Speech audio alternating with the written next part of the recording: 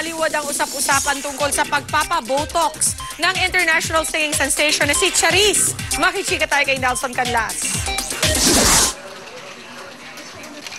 Naging maingay hindi lamang dito sa Pilipinas kundi maging sa Hollywood at iba pang lugar sa US ang pagpapabotox ni Charisse bilang paghahanda sa kanyang paglabas sa sikat na TV show na Glee. Sa website ng sikat na Hollywood blogger na si Perez Hilton, ipinakita ang video ni Charisse na ipinalabas sa 24 oras kagabi. Napasama pa nga ang storya sa top 10 most emailed list ng website. Kahit ang programang E! News Now, pinikap ang story ng GMA News tungkol sa pagpapabotox ni Charisse. Sa website ng Boston Herald, #1 pick ang storya sa mga tinaguriang top articles. May mga nagkomento sa storyang ito.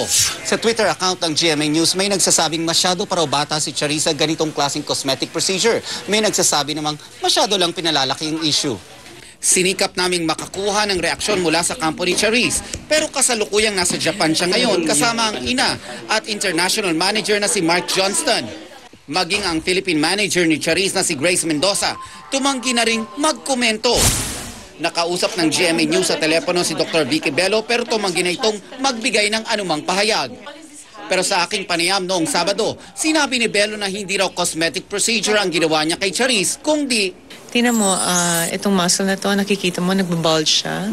So, pwede yan i-botox para maging normal ulit. No cutting of bone or anything. Talagang natural lang, kaya lang lumaki ang mukha niya kasi hindi siya aware na pag nag-chew ka ng gum, talagang lalapad ang face. Ayon naman sa ilang mga website, nag-release ng statement umano ang kampo ni Charisse na nagpa-botox daw ang international singing sensation para sa isang kondisyon sa panga na nahahawig sa TMJ o temporomandibular joint disorder na nagre-resulta sa pananakit ng isang bahagi ng muka. Nelson Canlas, updated sa Showbiz Happenings.